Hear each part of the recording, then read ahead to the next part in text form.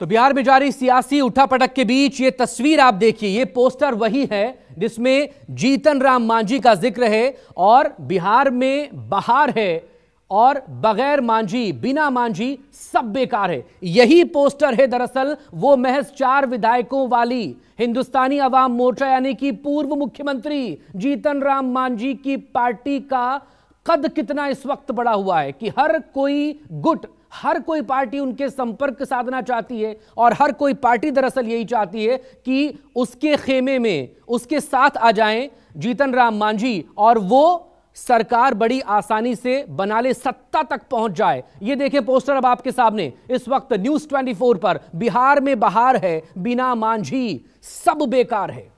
हम के पास, हिंदुस्तानी अवाम मोर्चा के पास महज 4 विधायक हैं बिहार में, लेकिन हर कोई चाहता है कि ये जो 4 विधायक हैं उसका समर्थन उसके पास आ जाए।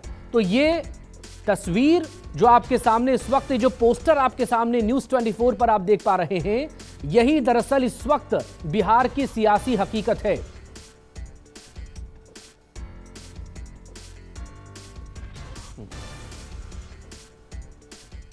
मेरे 2 सहयोगी इस वक्त हमारे साथ जुड़ गए हैं, सौरभ कुमार हैं और अमिताभ इस वक्त हमारे साथ जुड़े हुए हैं। लेकिन सबसे पहले रुख सौरभ का ही करेंगे क्योंकि सौरभ ठीक उसी जगह पर खड़े जहां पर पोस्टर लगा है कि बिहार में बहार है लेकिन बिना मांझी सब बेकार है। सौरभ बताइए कि महज 4 विधायकों वाली हम आखिर क्यों बिहार की राजनीति में इस वक्त सर्वे सर्वा बनी हुई है। सौरभ।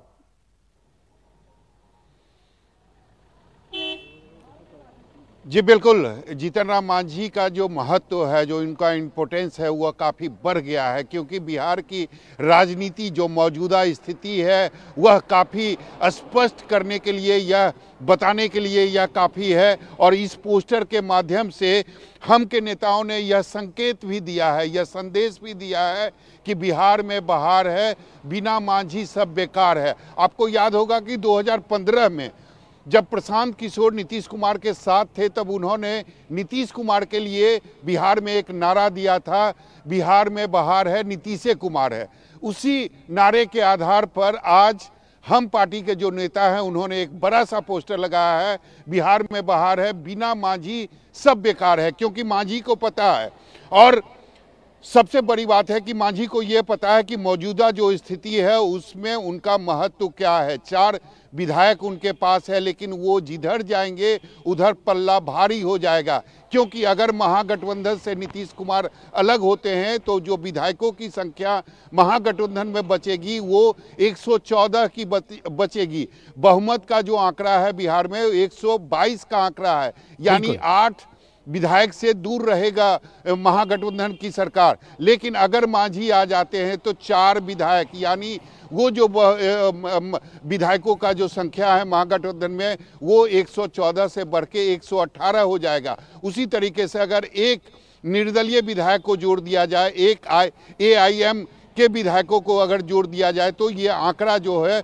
वो 120 पहुंच जाएगा। इसका मतलब है कि बिहार में कभी भी कुछ भी खेला हो सकता है। लेकिन आज जीतन राम मांझी ने अपने 4 विधायकों के साथ बैठक किया और उसके बाद वो उन्होंने स्पष्ट कर दिया कि वो NDA के साथ थे, NDA के साथ है और NDA के साथ ही बने रहेंगे। सबसे बड़ी बात है, आपको अगर जीतन राम मांझी के महत्व के बारे में मैं आपको बताना चाहूँगा कि कल राजद सुप्रीमो लालू प्रसाद यादव ने उनसे संपर्क किया। आज ये कहा जा रहा है कि जो हमारे सूत्र बता रहे हैं कि राहुल गांधी ने उनको फ़ोन किया।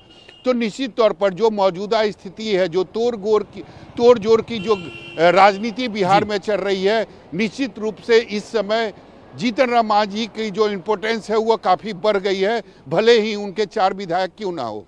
जी, राजनीति में कहते हैं कि ना ही कोई आपका स्थायी दोस्त होता है ना कोई स्थायी दुश्मन अमिताभ, लेकिन सवाल इसी को लेकर है कि लगातार संपर्क साधने की कोशिश हो रही है। मांझी का बयान भी आ चुका है लेकिन अभी भी क्या वो देख रहे हैं, क्योंकि ये सूत्रों के हवाले से जो खबरें निकल कर आ रही हैं, कोई कह रहा है कि 4 सीटों वाले मांझी को मुख्यमंत्री पद तक का ऑफर दे दिया गया है। तो अगर मुख्यमंत्री पद का ऑफर दिया जाएगा क्या तब भी NDA के साथ ही रहेंगे?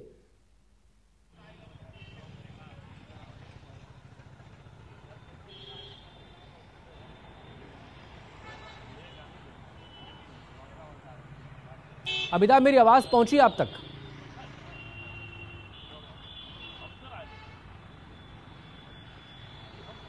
जी देखिए, मैं इस वक्त बीजेपी दफ्तर के सामने खड़ा हूं और अभी कुछ देर पहले यहाँ पे कोर कमेटी की बैठक समाप्त हुई है। लेकिन जो सवाल आपने मांझी के बारे में पूछा, हमारे सहयोगी सौरभ वहाँ पे खड़े हैं और जिस तरीके से उन्होंने आपको बताया भी है कि किस तरीके से मांझी की अहमियत इस वक्त है। कल देखिए राजभवन में जब मांझी आए थे और लगातार अगर हम जो अभी बिहार में खेला शुरू हुआ है उसके बारे में मांझी पिछले 10 दिनों से लगातार ट्वीट कर रहे थे और ट्वीट करने के बाद ही ये कह रहे थे कि बिहार में खेला हो वो, और लगातार वो ट्वीट पर ट्वीट किए जा रहे थे। और आज सुबह भी उन्होंने ट्वीट किया था, तो निश्चित तौर पे अपनी महत्ता भी जानते हैं। और इससे पहले तमाम जो एनडीए के बड़े नेताओं हैं बड़े नेताओं के साथ उनकी बैठकें भी होती रही हैं। दिल्ली गए थे तो अमित शाह के साथ बैठक हुई थी, पटना में उनसे मिलने नित्यानंद राय 2 दिन रात में पहुंचे थे। आज सुबह भी जब ये सरगर्मी शुरू हुई कि आरजेडी की तरफ से उन्हें संपर्क साधने की कोशिश की जा रही है। उसके बैठक में क्या हुआ बीजेपी की, जो क्या बीजेपी दफ्तर के बाहर है अमिताभ, ये आश्वासन आश्वस्त है। तो बीजेपी की तरफ से भी तो कुछ ऑफर पहुंचा होगा मांझी के पास। देखिए आज बीजेपी की 2 महत्वपूर्ण बैठक थी। एक बीजेपी के ऑफर लेके ही बता रहा हूँ कि कल 2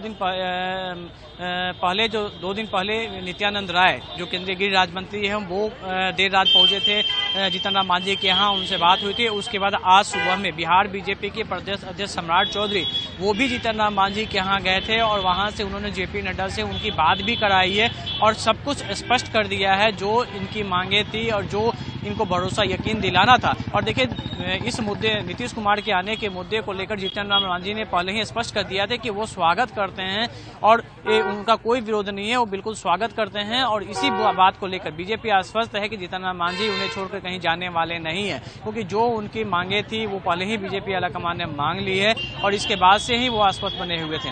देखिए आज बीजेपी के दफ्तर में जो कोर कमेटी की बैठक थी और कार्य समिति विधायक दल की जो बैठक थी, दोनों बैठक भी हो चुकी है और यहाँ भी इस तस्वीर बिल्कुल साफ हो चुकी है। कल 9:30 बजे तमाम विधायकों को पार्टी ऑफिस बुलाया गया है।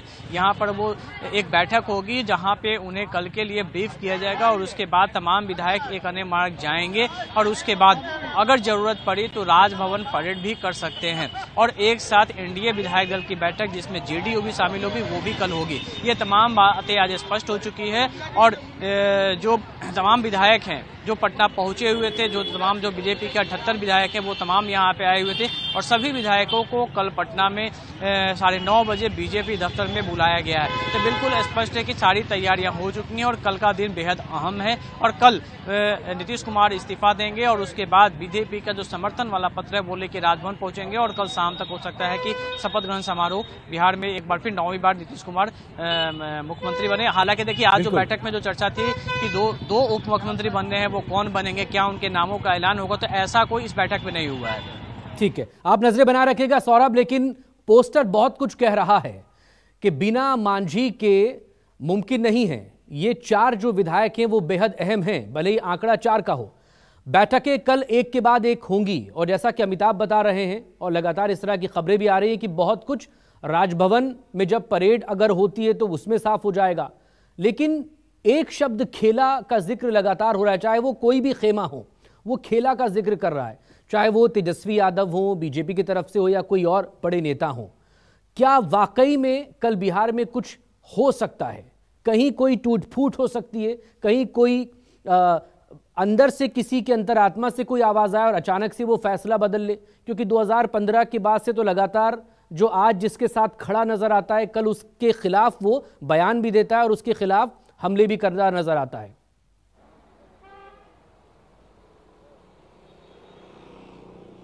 जी बिल्कुल, राजनीति में कुछ भी हो सकता है और पहले से कुछ भी प्रिडिक्शन करना गलत साबित हो सकता है, लेकिन बहुत कुछ जो है वह स्पष्ट तौर पर अब दिखाई दे रही है।